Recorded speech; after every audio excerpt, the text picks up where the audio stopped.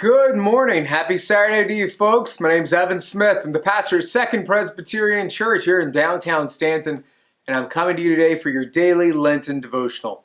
Today we're looking in the Gospel of Luke, verses 9 through 14. Hear this word. He, that is Jesus, also told this parable to some who trusted in themselves that they were righteous and regarded others with contempt. Two men went up to the temple to pray, one a Pharisee and the other a tax collector.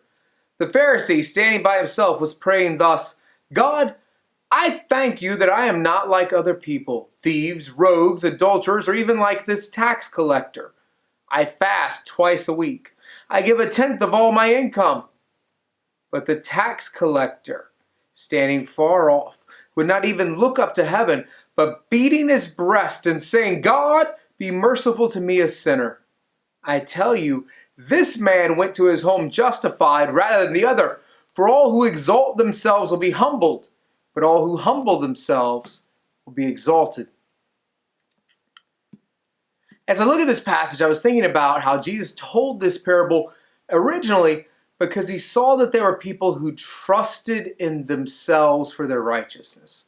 And the Pharisee, that is, a lot of times in Scripture we think about the Pharisees and we cast them like the bad guys.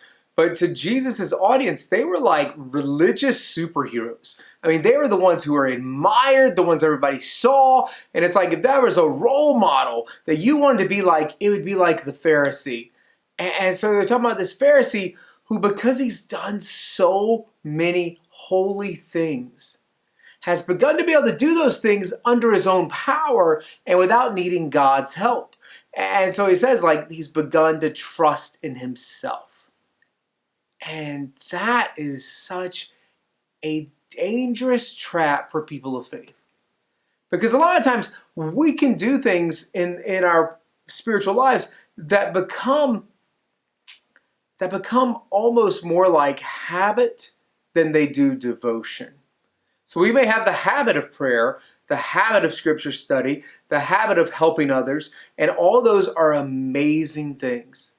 But the moment we get to the point where we don't need to seek out God's help for anything, that could be the moment we begin to trust in ourselves and in our own righteousness and look to ourselves for help rather than looking to God for help. And that's a dangerous place to be because that can lead into pride, it leads into self-satisfaction, and it can lead into contempt for other people.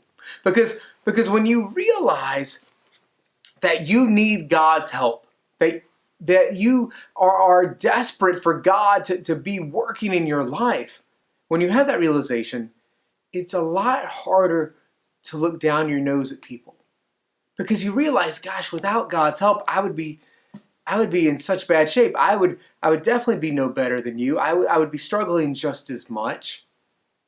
But when we do things in our own power without leaning on God, even though they're good things, if we're not careful, they can lead us into paths of sin that often are paths of pride being, of course, this thought that we don't need God, that we can do things on our own, that somehow we are the best. It can lead us into paths of contempt for others. It can lead down paths that lead us away from God's love. And so as people of faith, it is important for us to be able to constantly take steps in new directions so that we have to lean on God for God's help. I think that's part of how we bust out of the rut of being able to do things in our own power. First is to be aware if we are doing things in our own power. The second I would say is to take that to God and to ask for God to soften your heart, to open your heart up so that we're not like that Pharisee and instead can be like the tax collector who was so aware of his own need for mercy that that's just what he asked for. God, have mercy on me, a sinner. Let that be at the forefront, to always say, God, have mercy on me, a sinner.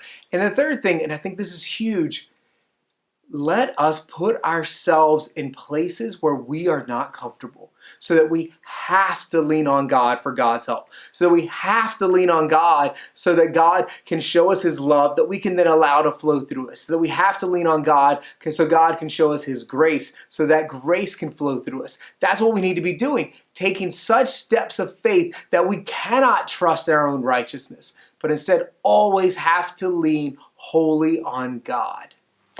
And that is your word for today. I hope you enjoyed this. If you did, please click the like button, maybe even share it on your own page for other people to be able to see this message. Thanks a lot. Have a great day, and goodbye.